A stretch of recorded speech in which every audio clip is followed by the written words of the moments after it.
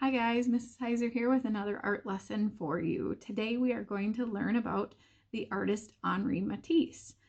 So Henri Matisse was really well known for this painting and many others. We're going to look at how his artwork changed over time. This was one of his paintings that was done and shown in 1905. It's called Woman with the Hat. And you'll see here on the cover it's called the Fauves. So he was a Fauvist artist.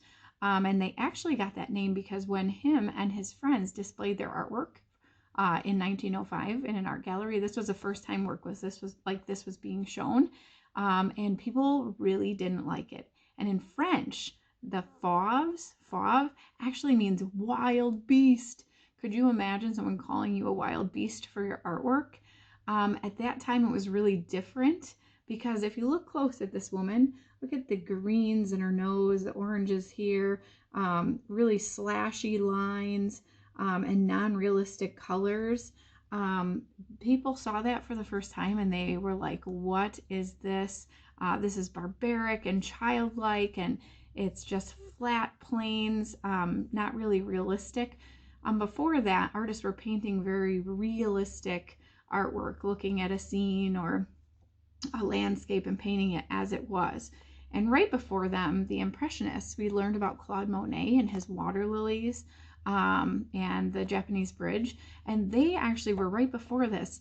And they kind of painted with those big, thick brushstrokes and blotches and smears, it almost looked like. But they played around with light a lot more and how light fell on surfaces and light changed the way things looked. Whereas the Fauves didn't really necessarily look at light, but more the colors to show emotions. And so a lot of their picture planes were very flat, like her face looks very flat. It doesn't really look dimensional. So people really did not like it at the time, but he was well known for working with color and changing that. We're going to look at complementary colors, which are colors across from each other on the color wheel, and how he used them to kind of make his subjects pop and kind of playing with color a little bit more. So we'll look at that in a bit. This is the artist himself. This is Henri Matisse. This is when he was a little bit older. And we'll look at how his artwork changed over time too. It actually changed a whole lot. So he didn't do artwork like that, Woman with the Hat, for his entire work career. And I have a little bit more of a close-up here to show you. So Henri Matisse was one of the most important painters of the 20th century. He said he wanted his artwork to give people pleasure and to be soothing, kind of like a comfortable armchair you can rest in after a hard day's work. So soothing and using those colors to really play around. I'm going to show you this landscape that he did also. If you can see, there's some houses here. Right here, there's like a, looking at the shapes. What shapes do you see?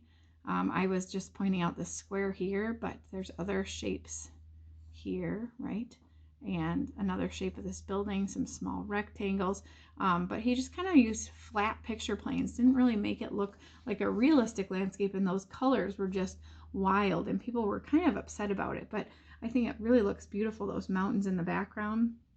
And his greatest works, I think, do just what he wanted. By balancing those simple shapes and beautiful colors, his paintings can really make you feel bright and happy, I think. Okay. We'll look at one more here. Usually we look at this one in second grade. This is one of his fishbowl paintings.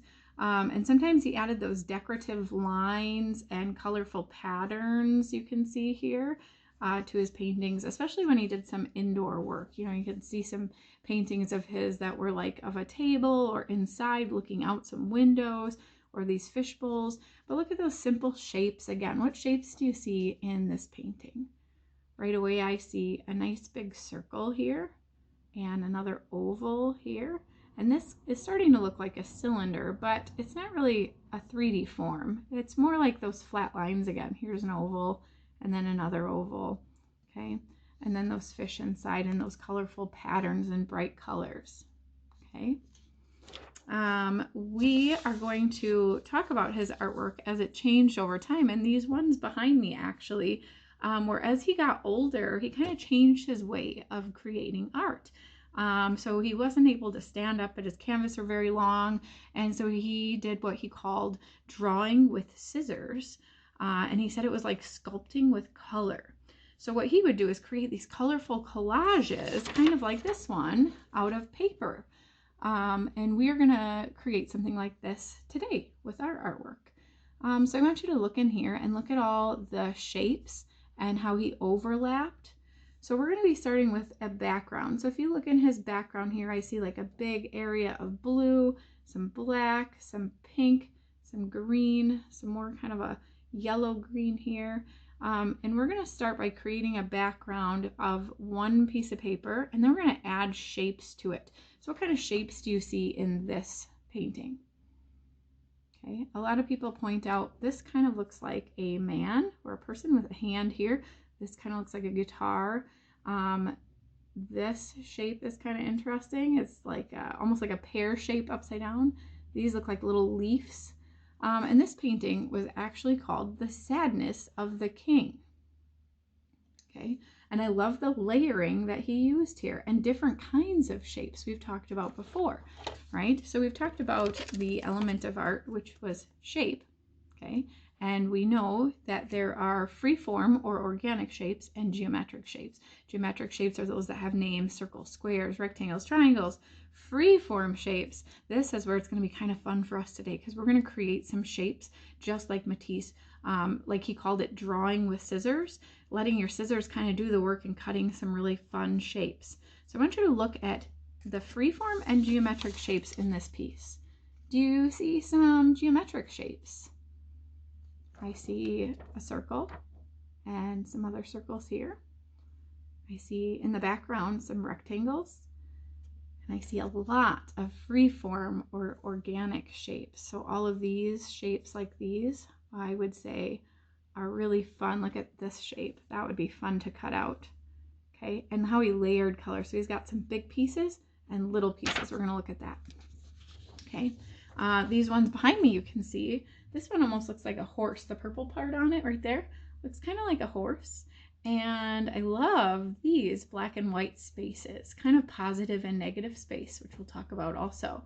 He also kind of created a border around that one and some really fun lines. If you look at that line, that's kind of a squiggly, wavy line. If you look in this one, look at all those tiny little black cutouts. And then these white and black pieces here kind of look like goalposts, somebody said. But those are really fun shapes that he cut out. Look at this yellow like squiggle line. So we're going to have fun with cutting out some shapes and creating some cutout artwork like Matisse. Okay. Now, if you have construction paper at home, that will be perfect for this project. So what you'll do is you'll take a solid sheet of construction paper, whatever color you want, and you're going to be cutting up pieces of other construction paper to put on it. So I just took like pink and red and blue, and I started cutting out big shapes to glue to my paper. So I started off kind of like this. Okay, here's the start of mine. This is certainly not finished. So I took a black paper, as you can see, and I cut out a big blue shape and then some light blue shapes and pink and red, and I cut out some lines too. And then some smaller shapes, and really start overlapping and playing with that.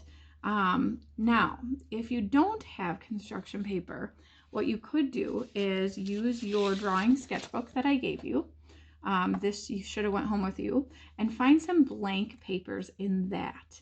And then what you'll do with those blank pages is you'll go ahead and just use marker or crayons or color pencil or watercolor, and I would like you to paint that, so or color that. So what I did was I created a sheet like this with just watercolors, blocks of colors, and painted the whole thing. And then I did a second sheet like this to use to cut out. So if I wanted a red shape, I could cut from my red. If I want a yellow shape, I can cut from my yellow. And then I can collage all of my pieces onto my painting. Okay, now let's talk about color really quick. Okay, when we were talking about his artwork and the colors that he used, remember it kind of made people upset because he used complementary, like crazy colors, not really realistic to what a person's face would look like, right? I don't have a green nose, but his woman with hat, she had green all over her face.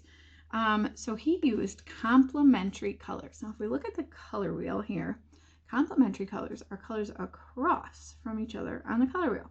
So red and green are complementary colors. And if you put those two together, they really make each other stand out or pop. Okay, same thing with, or I call it like Christmas colors, right? Yellow and violet, yellow and violet. So like the Elkhorn Elks, right? If you live in Elkhorn where we go to school, Elkhorn Elks are yellow and purple. Those are complementary colors, okay, across from the color wheel. So they will make each other really pop or stand out. Same thing with orange and blue. We talk about like Bears colors, right? Orange and blue across from each other on the color wheel, again, will make each other really pop and stand out, okay? Talking about contrast, see that red and green, like we said, Christmas colors, those are complementary colors. So what one that really stands out? That green, right, next to the red. So if you want yours to really stand out, you might use some complementary colors. So if I cut some pieces like this, if I made my own paper, if I cut this piece of purple and I'm thinking and trying to plan where I want to put it, I might glue that onto the yellow because that really makes it stand out. If I glued it down here onto the purple, it doesn't really stand out at all, does it? Kind of blends in. If I move it to the red, same thing. It kind of stands out, but not a whole lot. It kind of blends in, okay? So I kind of like to play around with my paper first and where I'm going to glue things. So you could create your own paper like this. Again, having one sheet as your main piece to glue it to and one sheet as your piece to cut from. Now, I went ahead and used construction paper because I had it. So I kind of want you to guess here. That one piece was called The Sadness of the King. I kind of want you to guess what's going on here. I used some shapes and I think maybe gave some clues to what this is about. Look at this shape right here. And this might be a giveaway. So it was so gorgeous outside yesterday. We were playing baseball and I really miss baseball and my sons love baseball. So I kind of wanted to make mine baseball themed. So I made like the shape kind of like a baseball diamond and kind of like a home plate. And then these little dots are like my, maybe just like the crowd watching in the stands. And I made some other fun shapes. Now I want to talk to you guys about some other elements and parts of art and important pieces that maybe you want to interject in your artwork. So let's look at positive space and negative space. Positive space is like the space of this tree, right? It's black, it takes up the space. Now this is inverted. This now has the tree as empty. It's white, so that's the negative space. So I always show the kids at school like a scissors, like this. If I have a pair of scissors, this space that the scissors occupies is positive space, okay? And this space in between and around is negative space. So positive space and negative space. I could also use my hand for an example, okay? So my hand, if I look at this, my fingers are all positive space. It's occupying space. Negative space would be the space in between and around my fingers that has nothing, right? So we can play around with that for our artwork as well. So what I ended up doing was I cut out this fun freeform shape. So remember, he wanted you to like draw with your scissors and have fun cutting out a shape. So I took some white paper and I started cutting, and I cut this really neat shape. And I cut this piece out from inside of it. Now if I remove that, do you see positive and negative space here? This is my positive space and this is my negative space. And I thought this might be fun to add to my artwork. So I'm going to show you just gluing simple pieces down.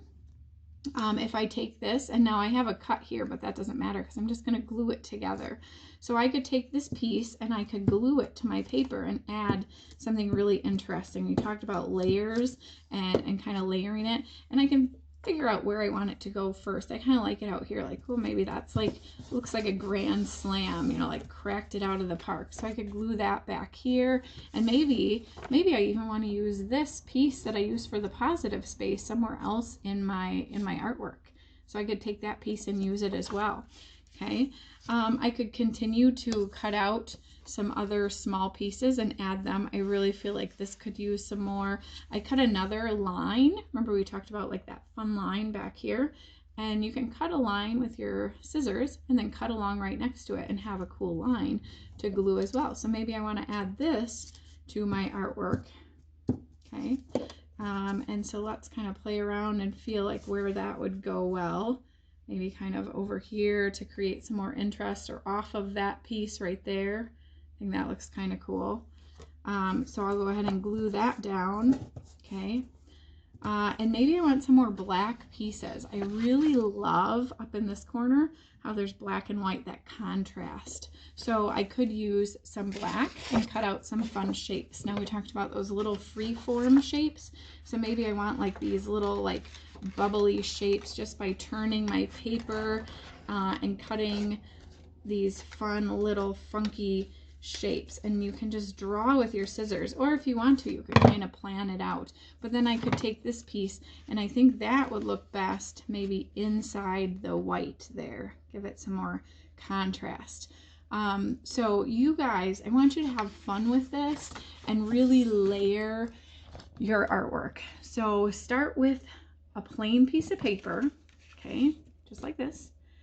Fill it up with different shapes by cutting different colors. So I could cut parts of this red and put it on there, and then just keep layering, layering, layering with smaller pieces.